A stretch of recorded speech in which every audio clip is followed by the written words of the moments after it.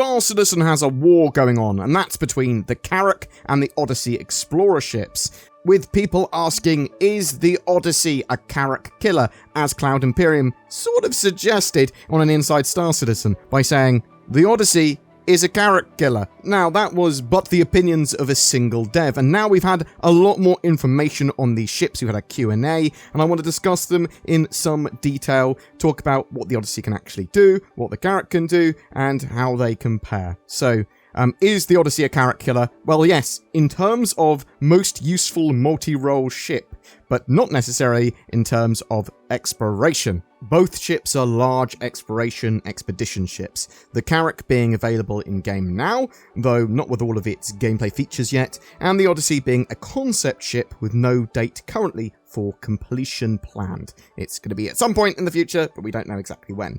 Both ships look suited to 4 to 6 crew. The larger Odyssey will probably require more maintenance, and the capital-sized components that it fields mean that sometimes you're going to need to visit specialist facilities for repair and fitting, although those components are pretty powerful. Both ships have Tier 2 medical bays for treatment and respawning. Both ships are capped at carrying a Urza rover-sized vehicle in its sort of vehicle bay, but the Odyssey can potentially carry more vehicles. The Carrack has 3 size 5 manned turret mounts and a size 5 remote turret mount, all equipped with dual size 4 weapons. It appears, though, that the Odyssey has 3 size 6 remote turret mounts, each with 2 size 5 weapons, as well as a range of missiles that the pilot has control of in the ship. So it has less guns, but it is harder hitting. Let me outline some of the major differences between these ships. The Odyssey is a bit larger than the Carrack, and really more comparable to the Polaris Corvette in size. The ship has a larger hangar than the Carrack, enabling at least a reasonably sized fighter like a Sabre in there compared to a snub. So the Carrack only fits a snub, or an extra small ship. The Odyssey, much larger ship, can fit in its bay there. The Odyssey has the ability to mine Quantanium and refine it on the go. This enables it to pretty much be fully independent. It can go out to the verse and potentially never need to return to harbour. The ship has a tractor beam as well, which the Carrack, I don't believe it does. The Odyssey is much more general multi-role than the Carrack. The Odyssey has a range of capital-sized components with its shield, power plant and cooler. Those larger ship components are going to be very powerful, though the Carrack does have smaller components. Some of it does have 2 large components, so it sort of has redundancy there, and those components are much more easily maintained and sort of repaired.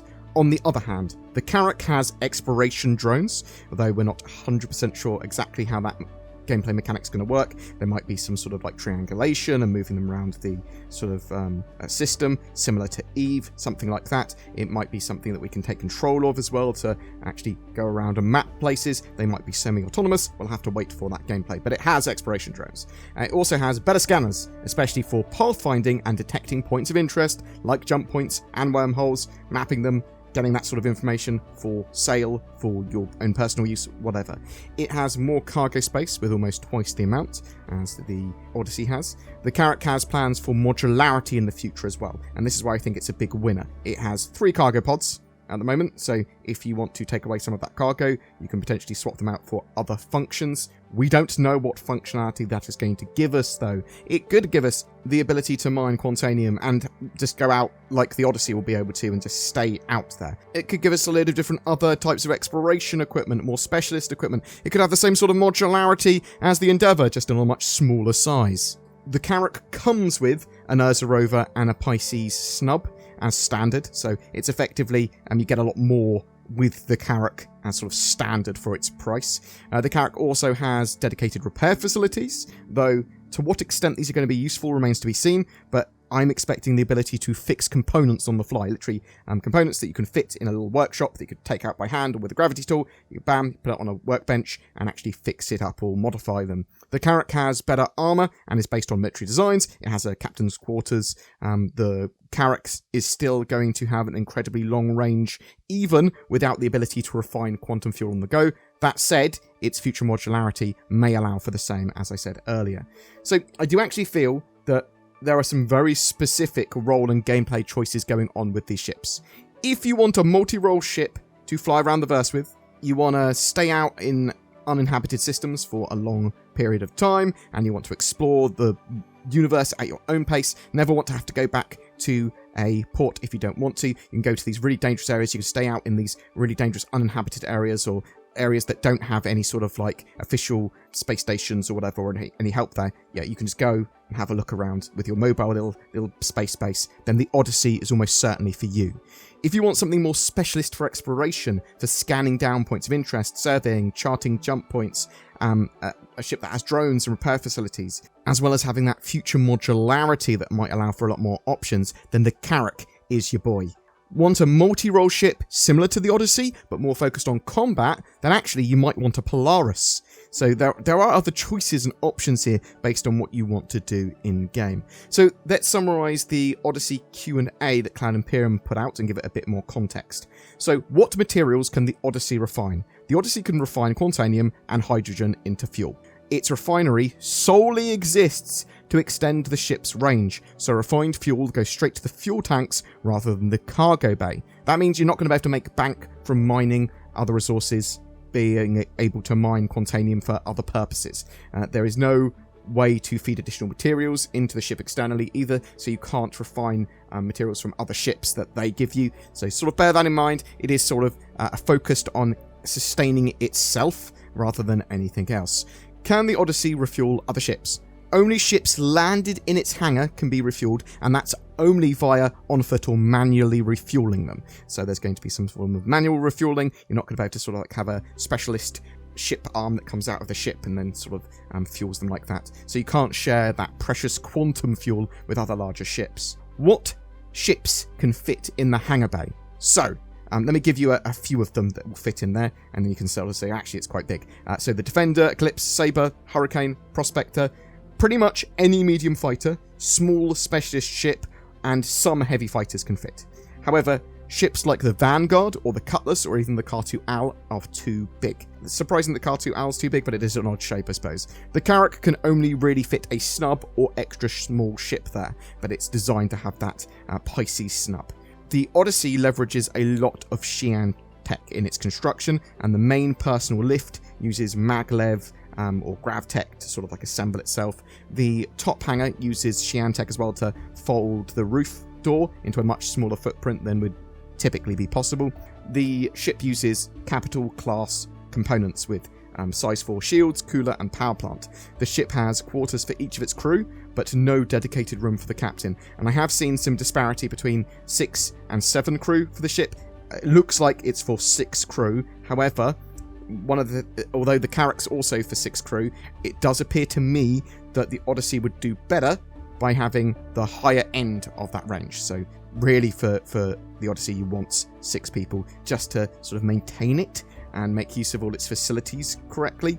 That said, it does depend on how you use the ship and exactly what scenarios that are in. And we will have NPC crew and the potential for some semi-autonomous functionality with AI blades in the future. The Odyssey doesn't come with any ships or ground vehicles as standard, so sort of bear that in mind. And it looks like the Odyssey will be going up in price as it gets closer to release, so sort of bear that in mind.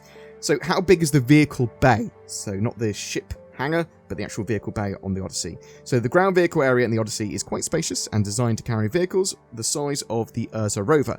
And while it shares an overall room with cargo, the two are separated, so carrying a maximum amount of cargo does not impede the vehicle area. This also means you can sacrifice cargo space for additional vehicles. It's not intended at this point to carry vehicles the size of the Nova, Blister or Spartan, although more enterprising players may find a ways to squeeze one in, so you might be able to get one in when it's fully built. We'll have to wait and see. How does the Carrack compare to the Odyssey according to the Q&A? The biggest difference is the Carrack's specialization in various areas, such as jump point scanning, mapping, onboard drones and repair facilities, and its 3 modular cargo bays that can be outfitted in the future for various purposes beyond cargo. The Odyssey, however, favours a more generalised approach, with the flexibility to do a lot more of separate roles, depending on how you equip it with onboard ships, ground vehicles and supplies. The Odyssey does not have the ability to scan and map jump points to the same extent the Carrack can, which remains the best current ship for that particular role.